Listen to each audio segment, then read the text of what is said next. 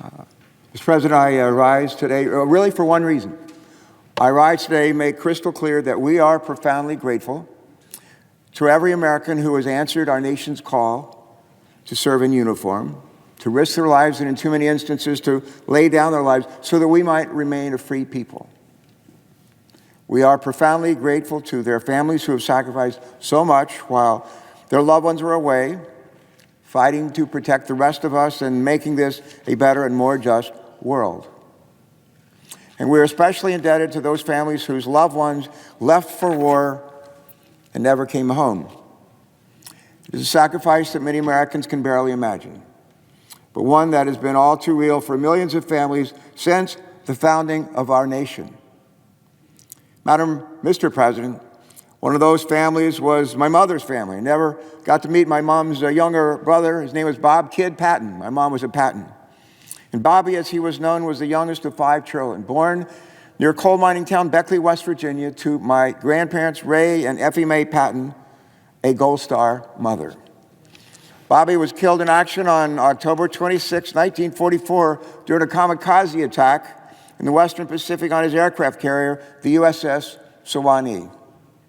Among the bodies of the ship's crew who were never recovered was that of our Uncle Bob. On the day of that attack, he was, get this, 19 years, 6 months, 23 days old.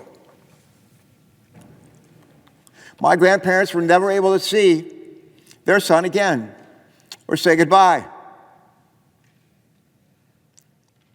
My sister and I, along with our cousins, would never meet him.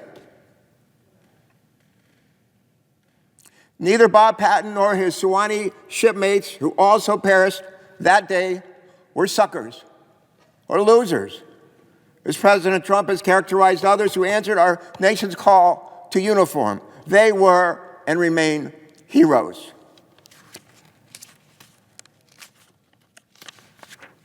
I was fortunate enough to make it home after serving 3 tours in Southeast Asia during the Vietnam War, but 58,000 of my brothers and sisters never did.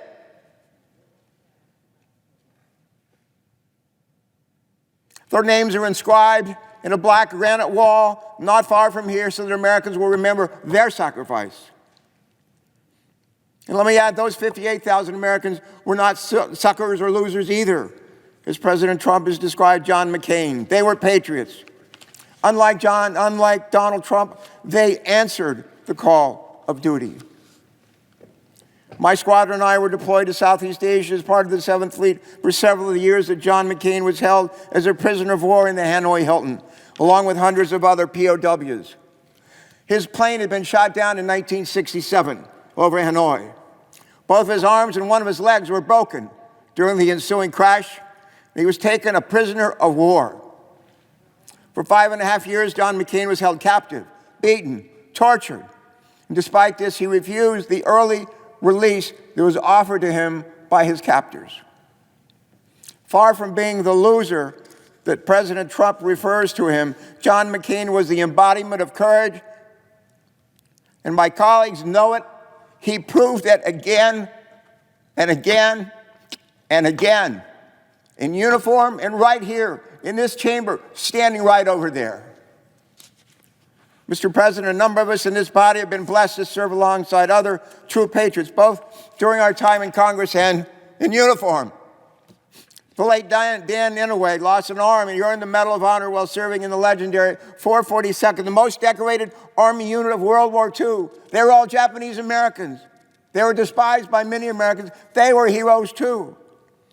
And then there's former Senator Bob Dole, another highly decorated World War II hero who nearly paralyzed, lost the use of one arm after being hit by enemy fire while helping to save the life of a fellow soldier.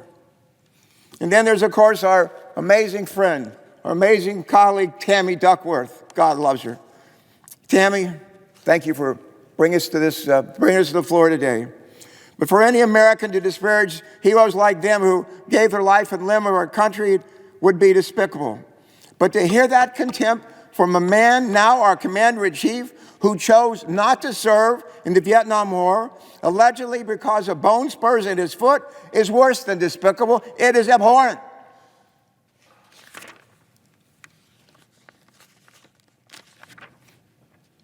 What is most surprising and really disappointing to me, though, is not that Donald Trump would use words like loser and sucker to describe heroes like John McCain and others. What is most surprising and disappointing is that there are only Democrats on this floor today condemning the utter contempt that Donald Trump has shown for our service members over too many years. There should be 100 senators on this floor today, 100, saying in no uncertain terms that we have nothing but respect and admiration for those who have served, and we will not allow them to be mocked or ridiculed by anyone, including the President of the United States.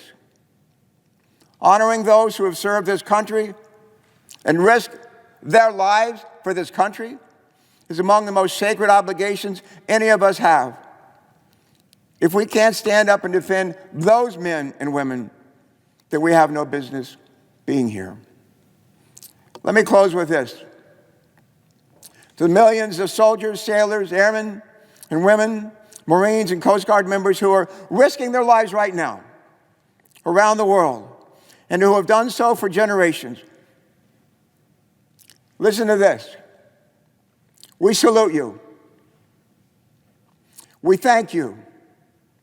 We thank your families from the bottom of our hearts. God bless you. Stay home. Stay safe. Come home. With that, I yield the floor. Mr. President.